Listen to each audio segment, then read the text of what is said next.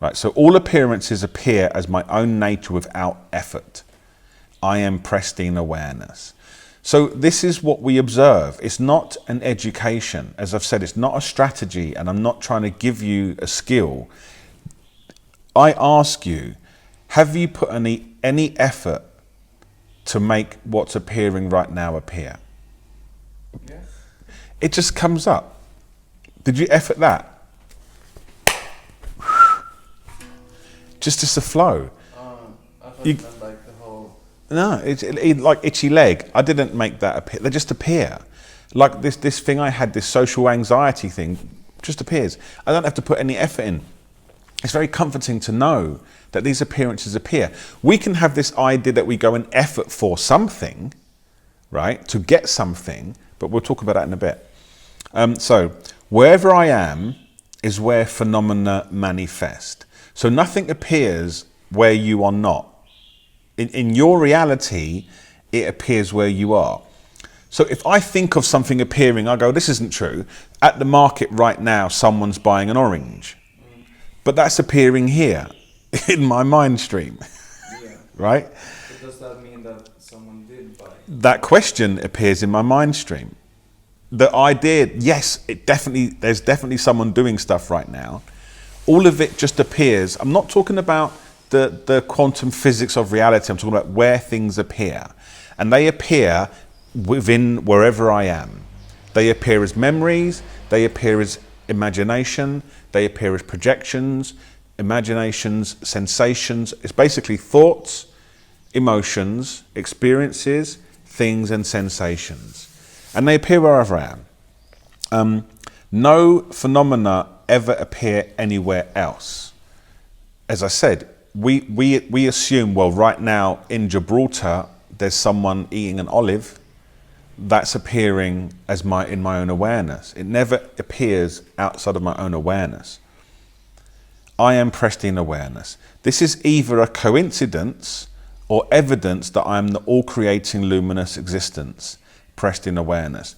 The reason why I wrote it like that is because I want you to think about that.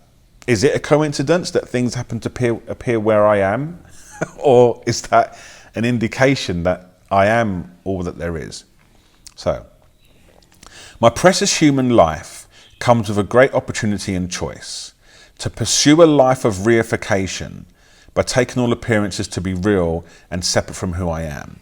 Reification is a word in English which means to make solid, to pin down. So how we reify things is I walk into a room and I feel an appearance of social anxiety, and I've got a choice in that moment. I can rely on appearances, which is, oh man, I feel a bit anxious. What can I do? How can I not feel like this? I try and maybe breathe deeply or something. I'm relying on the appearance for my comfort, and it's gone away, so now I feel uncomfortable. That's reification.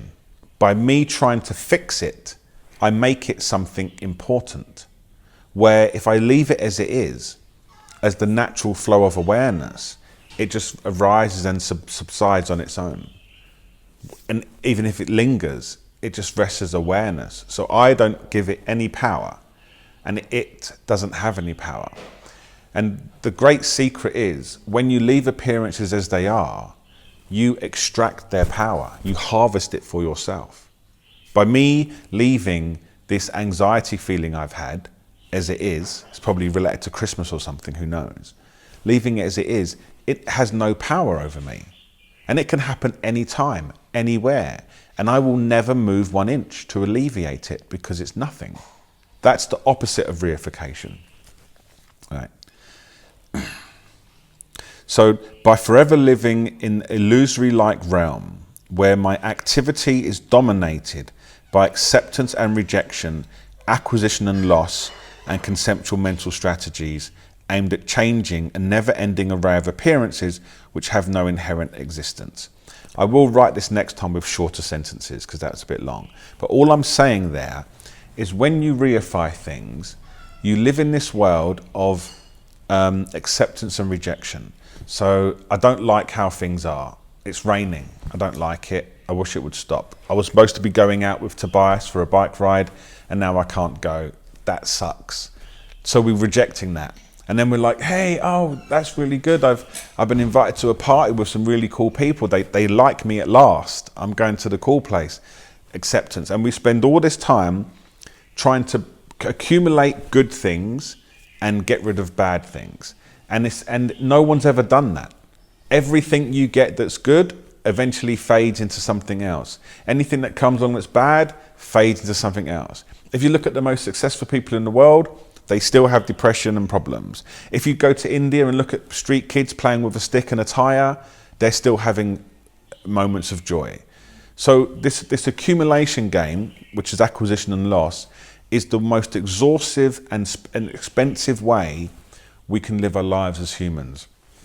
A much more easier approach is just to relax as things are, and then what you still pursue things you like and have preferences, but the whole thing becomes an easeful manifestation of exactly what's needed. It's quite a sight to behold. You let go of this endless chasing in the knowledge that nothing has a separate nature. If I had £1 million here, it's not separate from my awareness. If I bought myself flight tickets around the world and traveled everywhere, there I am with phenomena manifesting. And at some point I end up getting robbed because I've got all this money, and then, you know what I mean? It's like everything just flows in a perfect order without needing to be changed. So it's a really relaxing way to live, and it gives you so much energy to pursue things which are real, like understanding your true nature, just by relaxing. And everything finds a way to be, which is completely